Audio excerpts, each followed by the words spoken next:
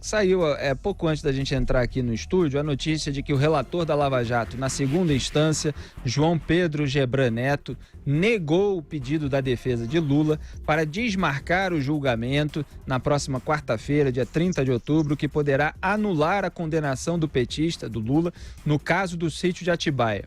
A defesa queria que fossem julgados outros pedidos que buscam anular ainda em maior extensão fases anteriores do processo. Na sessão, os desembargadores vão analisar, em princípio, somente a anulação da condenação para que o processo volte à fase de alegações finais, de modo a dar a Lula a última palavra. A defesa quer anular o processo desde o início por suposta perseguição por parte de Sérgio Moro e dos procuradores da Força Tarefa da Lava Jato. Queria ainda um julgamento conjunto dessas questões preliminares com o mérito do recurso que pede a absolvição, informa o antagonista. Então, é bom já até a gente entrar nesse assunto, Rodrigo, Zé Maria Trindade. Isso aqui é desdobramento de uma das decisões em sequência do Supremo Tribunal Federal que facilitam a vida dos criminosos em vez de dificultá-las. A Lava Jato fez aí anos e anos de trabalho no combate à corrupção, no combate à impunidade, e o STF, em várias decisões sucessivas, está aí jogando uma parte desse trabalho no lixo ou fazendo voltar a estaca zero, aquele revés, né, para quem brincava de banco imobiliário quando era criança, volte uma casa, está fazendo vários processos voltarem em várias casas. Então, houve aquela decisão contrária à abertura de prazo simultâneo para alegações finais de réus colaboradores, quer dizer, delatores, e réus não colaboradores.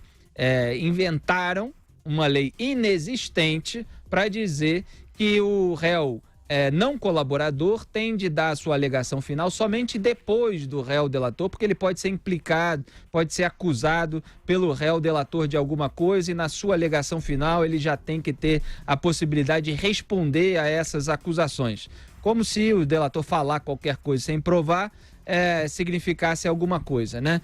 Então, o caso do sítio de Atibaia, em que o Lula já foi condenado na primeira instância, pode voltar lá para a primeira instância, justamente por causa da abertura do prazo simultâneo para as alegações finais, como ocorreu. Então, o TRF4, o Tribunal de Segunda Instância, do qual faz parte o João Pedro Gebran Neto, vai avaliar isso, mas negou o pedido da defesa do Lula, que queria que voltasse mais casas ainda o processo, né? Queria anular fases anteriores, porque nunca está satisfeito. Devia estar contente, dando pulos de alegria com essa generosidade suprema, mas ainda está esperneando, Rodrigo.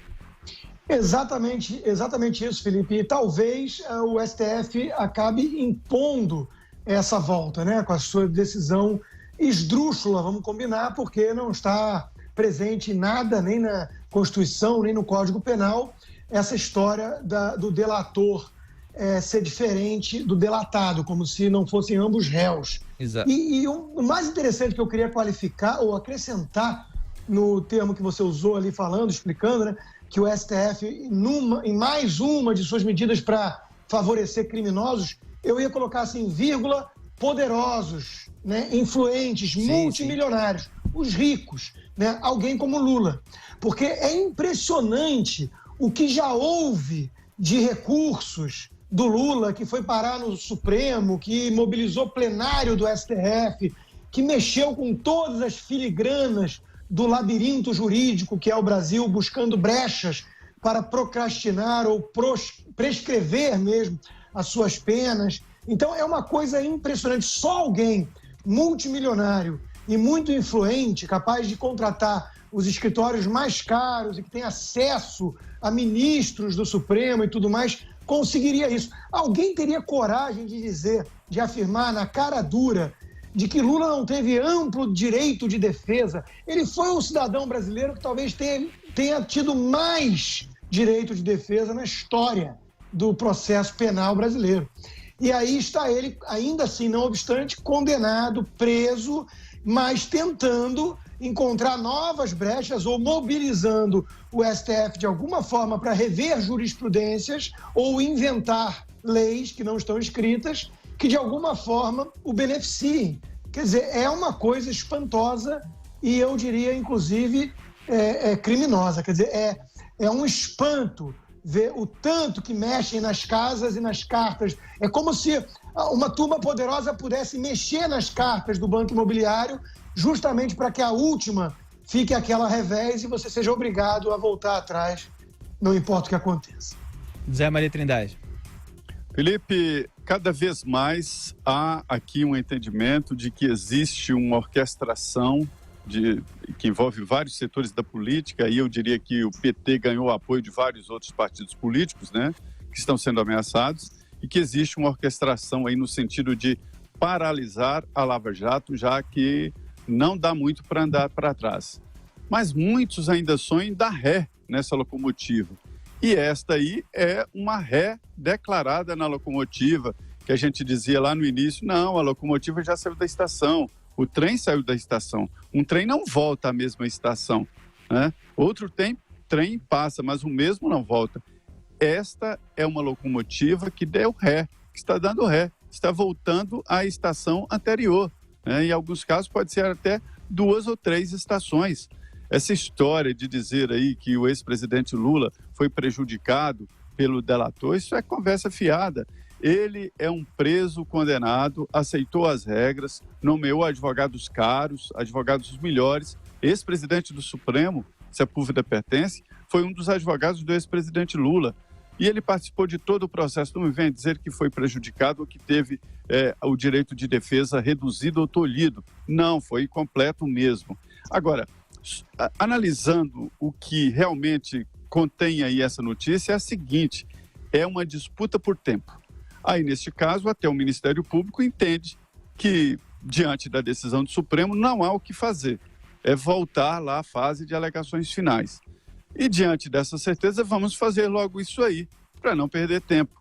Do outro lado, a defesa do ex-presidente Lula tem que voltar, isso já está garantido. Então, vamos voltar muito mais atrás, ou seja, anular completamente, que é a ideia deles, né? Anular completamente o processo, né? E mais ainda, se não conseguir anular completamente o processo, vamos segurar aqui, porque isso é ganhar tempo. Existe sim uma tentativa de soltar o ex-presidente Lula e anular, inclusive, a condenação que ele está preso, que é a condenação do caso do triplex. Diante desta possibilidade, sonham petistas de fazer Lula candidato à presidência em 2022. Mas isso é muito difícil, porque mesmo se for anulada a sentença do triplex, né, pela qual Lula se torna inelegível, mesmo se essa sentença for anulada, e a lei prevê a anulação, tira a inelegibilidade, né, ainda existe a possibilidade de condenação de outras que estão no caminho, e até 22 pode atravancar o caminho do ex-presidente Lula. Essa tentativa aqui, Constantino, é de evitar ali o chamado caminho do meio, o centro, e aprofundar nesse debate e a disputa em 2022 entre Bolsonaro e um indicado pelo Lula, que os petistas até sonham na possibilidade do Lula, mas ele está na lei ficha limpa, né? E ele é um ficha suja e não pode ser candidato. Mas mesmo solto pode fazer aí campanha e pregar as mentiras dele pelo país.